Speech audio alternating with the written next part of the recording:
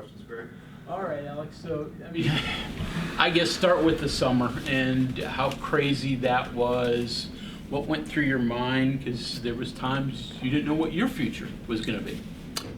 Yes, as you can imagine, roller coaster of a summer. Mm-hmm. First and foremost, we are hugs guys, so it was heartbreaking to see that unfold. Fast forward to when Josh got named coach, just incredibly excited for Josh to keep me on. Even more excited, more blessed. But that time in between with our current players and the staff was a special time. It was stressful is an understatement, but inside this building was very pure, very genuine. Even the guys that left for better opportunities, it was a special time to bond. So I'm thankful for that. Speak to your role and the other guys' roles on the staff with Josh. How's that gone? How did it go in the scrimmage? How's that gone so far? Roles as far as coaching? Yeah, all the guys. You, Deshaun, Jordan. Okay. Yeah, so he's Coach Eilert has split it up. I'm the guards coach. J5 and I, Coach McCabe and I work out the guards, train the guards, focus on the guards. We'll clip offense, defense, just guards. Deshaun takes the bigs. DJ takes the wings. So that allows us to dig deep and hold kids more accountable and be more detailed in when we cut film and stuff. So, yeah, we got the guards. Same thing with goes to individual training. So we're not going as long every day as the previous coaching staff in practice, so that opens up time to do individual workouts. So I can focus on our 5 to 6 guards with the help of Jordan McCabe, and then Deshaun will get the bigs, and DeMar will get the wings. What have you learned? I mean, you were GA, you've worked, as skill development for a while now, but now being a coach, the recruiting side of things, TSA line in Denver, I guess. I mean, what have you learned? The biggest thing I've learned so far is there's a lot of wonderful people in this profession. I've met people that have been in it 40, 50 years. Getting away from that question, having Coach Dickey on staff has been nothing short of a blessing. His knowledge, his connections, his experience, his perspective on everything has just been amazing for me as a young coach. But getting out on the road recruiting, it's a learning process. It's new for me. I'm not worried about evaluating talent. I've seen professional basketball players. I've seen high school kids, so I know where guys are. But just meeting people, making those connections, letting everyone know who's here now and what we're doing up here, that's the biggest thing. How did the game management part go in the Vanderbilt game with the staff? How did all that go, you think? I think it went good. It was my scout. It was my first one. So that was fun, jumping in the mind of coach there at Stackhouse. I'd wish the scrimmage would have gone a little better. We made a lot of mistakes. Let me rephrase that. There was a lot of room for growth on that video, which was great for us. But as far as on the bench goes, coach kind of delegated some of the substitution patterns to us, how we felt the game was going, what we wanted to see. With Ray being out, that changes things. And then during the timeouts was a little different. Coach was meeting with the assistant coaches while the coach with the scout would have a good 30 to 40 seconds to fix mistakes that just happened prior to defense, anything we need to change like that before coach came back in from his meeting with the coaches. Are you weaned yet from being a player, and what was it that made you make the decision that you'd played enough? Well, COVID was a big factor.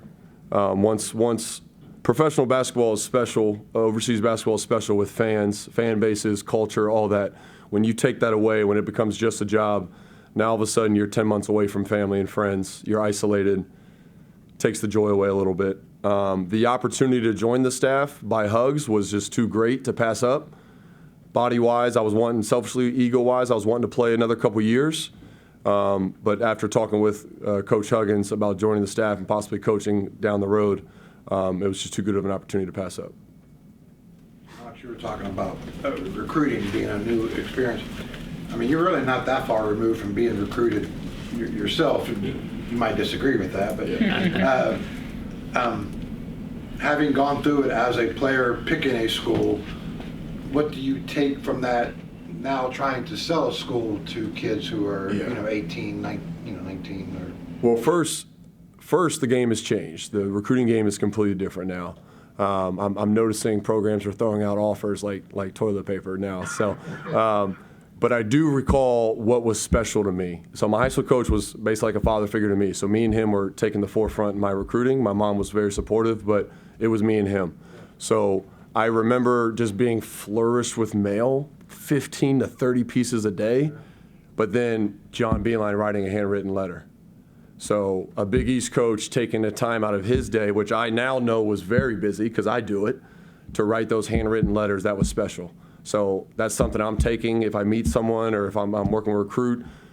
You could call that kid every week and be like, hey man, hope you have a great week. Hope workouts are going good. We still love you, just like every other coach. Or there's ways to be special. There's ways to talk specifics, maybe talk to a coach and get more personal with the player. So I think all that stuff that was special to me in my recruiting that John Beeline did, I'm hoping to do now in my own. Does it matter with the NIL? It does matter. It does matter. A lot of these kids that we are recruiting, we're one of the top levels in the country. These kids we're recruiting all have professional dreams. So college is now just a stepping stone for those kids. NIL is important, don't get me wrong, it's a factor, but role, resources, culture, program, all that stuff is very important when it comes to recruiting now. Look at this team a little bit this year. What do they do well? What do you still have worries about? I have a lot of worries. Yeah, that's okay. It's normal. We do a lot of things well. We share the ball well. We have really high IQ, high character guys, so that makes it a joy to coach every day. Super coachable. As you guys can imagine, our relationships with the players have changed from the summer to now. Our need to coach harder and hold people more accountable now is more than it was during the summer. So, and our players, to their credit, have responded greatly with that. We told them it was coming, and they've done tremendous. So credit to them. I'd like to see us rebound the ball a little bit better all the way through. We can't just rely on Jesse. It's so easy out there when you watch Jesse Edwards play basketball to just let that man go get every rebound because he's that talented. But there are going to be times where he's not able. He'll get boxed out by numerous people. So we got to get better at rebounding. Our on-ball defense is good, can be better. We need to get a little bit better on the weak side. So we've really been harping rotations, team defense. So naturally, when you get into a new system as a player, and myself, I experienced this, you're worried about your responsibility. My defender, how do I stop him from scoring so I don't, get pulled out of the game, I get playing time. What we need that weak side defender's mentality to be is team defense. So we're working a lot towards how are we guarding this as a team as opposed to how am I guarding my own man. Alex, how much coaching did you do last year, like coaching during a game? Not a lot. I was just a GA last year. I was allowed to rebound for guys. So by rules, I was just a rebounder and just a guy that was a yes man. I would do anything the staff needed. I did a lot more on the scouting side of things as opposed to coaching in game. I kind of just sat there, helped Hugs with game minutes, managing minutes, because he was running the substitutions for most of the year. But other than that, I was just kind of watching and learning from Coach Huggins. Can any of that prepare you for what you guys got plugged into? Yes. So there was, I won't get into specifics, but there was more than 10 occasions where I was blown away by a Hugs decision. I couldn't believe it was happening in the moment on my own professional basketball experience, and then it turned out great, and I learned from it. So seeing that firsthand, the blessing of sitting first chair behind him and learning throughout the whole year how he managed referees, how he managed players, the leashes he would give certain players to play through mistakes, all that was very valuable for me. Give us an example. I mean, just one of those that you can share. Sure, I'll share one. So we're at Texas Tech, and I got this grand scheme of how we're going to substitute perfectly and keep everyone fresh and play with energy. And we go down like 12-0, I think. I think it was 10-0, 12-0. And Coach Huggins platoon subs the whole starting five. So out of those five that are coming in, two of them barely have gotten playing time. And before you know it, we're winning 23-21. So something I never would have done, dare to do. And he was so bold and confident that would just jumpstart us. And then once the starters returned, they were playing with even more passion, more enthusiasm. We ended up winning that game by, I think, 15 plus. So that's one example of great coaching. So I guess your best plans have to be agile. Yeah. I say grand goal substitution plans because you're supposed to have those going into a game, but no, they're never going to go that way. Right. Something's going to happen. Someone's going to get a text. Someone's going to get a foul trouble. Someone's going to, get a bump and have to sit out a couple plays. But yeah, that was funny. As I had this beautiful plan written down in front of me next to Coach, all 5 starters are sitting next to my left, and I was like, well, this is out the window. Yeah, I think I just put it in my pocket. I tapped Trent. So that was a fun game. Glad we won it. Sounds like a lot of what you've been talking about, Eric, influenced some way or other. Yeah, very much so. What a year it was to learn behind Bob Huggins. Alex, Josh has talked a lot this preseason about just the changing in the offense, the different philosophies, spacing, things like that. A lot of it sounds like it's from more of a NBA or a pro philosophy, I guess. We're talking about college, so Right. I'm sure a lot of the philosophies you probably played with and are familiar with. Can this kind of style, is it an adjustment for college players? Can it be used in college? Because college basketball and pro basketball are Very different. 2 different beats. Yeah, right. Especially on the decision-making part. Sure. Yes, so I can't just bring over a professional style system and expect college kids to do just as good. It's just they're not professional players yet. They don't make those decisions. The speed of the game, they're not there yet. With that being said, kids have evolved. I think with this system, maybe when I came out of school, it would have been a lot tougher than what these kids are having to adapt to. We did a great job of bringing in high IQ players. They've already played this kind of style. This is the style that kids want to play when we're recruiting. This is the style that's going to prepare them for the next level. It's fun. It's a lot of spacing. Everyone's triple threat. I think everyone except Ali were allowed to shoot threes. So it's a fun way to play. It's moving the ball. It's everyone's involved. I think kids have really enjoyed it. Now, how good are we going to be at making decisions? It'll show early when we might make poor decisions. That's going to get better with every game. So we're putting them in these situations that, hey, read this, almost like a quarterback would. Read your coverages, right? The first game of the season is not as good as the last game of the season. So it's going to continue to get better. But no, it's fun to watch. It's fun. You got Kerr at the point guard, and Kobe Johnson's been great as well as a distributor. But just the high IQ decisions has been a joy to watch. Out of curiosity here now, having gone through college basketball and a pro career, why are the 2 sports so? I know there's like rules like no zone and everything's man-to-man in NBA, but there's more to it than that, isn't there? Those 2 sports are very uniquely different. Yeah. I guess if you're coaching on the pro level, you're just dealing with very high IQ players, top to bottom. Like some of the big men I played with in Europe are the smartest teammates I've ever had. Just basically everyone's a coach on the court. So when you're coaching a certain way, you don't have to spend so much time in the details like you do in college. You can just get away with, hey, we're going to run this action, and then if it's not there, run that action, and the whole room knew what you meant. And then you can just go run it out of a timeout. In college, we need to prepare them a little better. That's the end goal, that we can make those reads. But if you don't do the baby steps early and teach them how to make certain reads and decisions and how angles, spacing, timing, all that, you'll never reach that. So I think the capabilities are the same. Decision making, there's just more baby steps involved. When I hear triple threat and I hear spacing, I'm hearing John Beilein a little bit. Is there a double quickie potato or a greatest home run or any of that stuff? I haven't heard potato yet. No, I haven't seen any 2-guard out there just yet. But similar to all those things Coach Beilein taught, the reads, footwork, how to be efficient with your cuts, your angles, your spacing, that all carries right over to the pro level. So it'll be implemented. Alex, Josh talked about how a lot of these assistants are back at West Virginia. Is there extra motivation for you being back here and coaching here?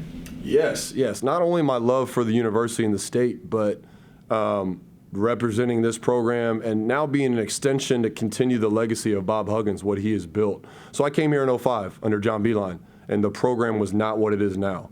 So what has been built is now on us to continue and to do things the right way and to approach this Big 12 season the right way that best represents the people of this state. So I think being former players, we understand that. We knew what it felt to represent those people when we wore the jersey, and we're implementing that in our players now.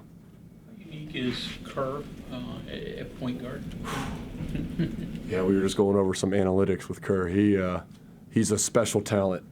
My biggest gripe with Kerr is he plays the game the right way. He makes all the right passes. I want him to take some few more bad shots. But, man, he just distributes it so well. He's playing chess when the weak side's playing checkers. It's a joy. It's what I've had as teammates in Europe with that kind of decision-making. Anytime we can get him the ball, we will. We need him to take the next stop. Let's get to 5-6 shot attempts as opposed to making all the right passes at 3 shot attempts. So he's just too good of a shooter. He's just too good of a player not to have more shots. Perception is he's got a flair about him that maybe an average European guy, at least for most of us from the outside, don't necessarily play with. Is that true? Is that accurate? Yeah. His swag level is extremely high, but he's also got some stuff to him now. Like if I've seen a couple times now where he's gotten hit, and the response to that is, all right, like this is where I'm from. This is the country I represent. Like he's got some stuff to him that you need at this level because the Big 12 is very physical and dirty at times. So I love that about Kerr. The fact that he picked somebody up 94 feet the other day just to do it and show that he can do it and cause those problems. That's your captain doing that. Once your captain and your leaders doing that much effort, the trickle down effect is amazing.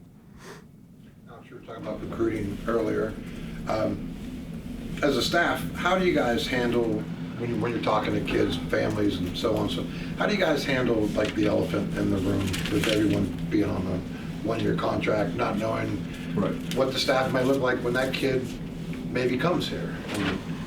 Well, each conversation is different. 2024 kids, much different than our 2025, 2026 kids, right? 2027. So speaking on the 2024 kids, it's just full transparency. It's what we are. It's what we're doing here. What we're aiming to do is to extend and to be here and to build this culture. This is who we are, like selling our player development, our coaching staff, selling this fan base, this state. Those are all still selling points, even to 2024 kids.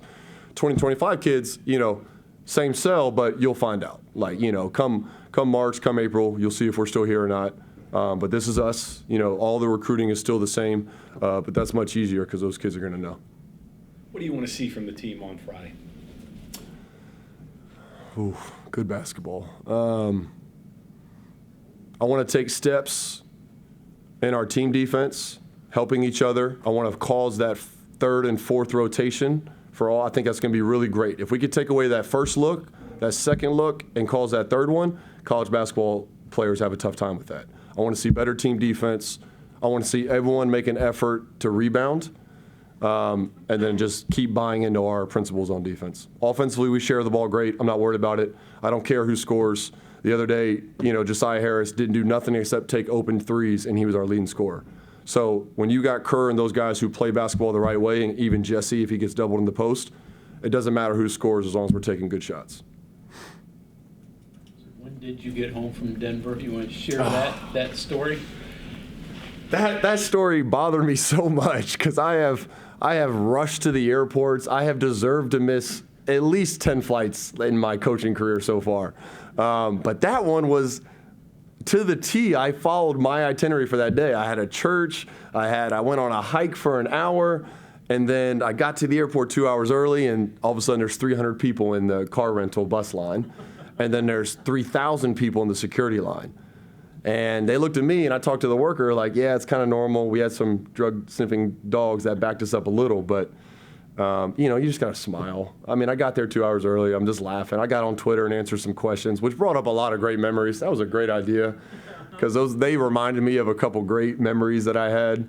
But no, it was fine. I ended up getting home about 3:30. So the bounce back Monday, that was a little tough, but we powered through. So you got out that night, though? I got out that night. I think I got in at 1:30. My bag was supposed to be there waiting on me. Well, all those offices were closed.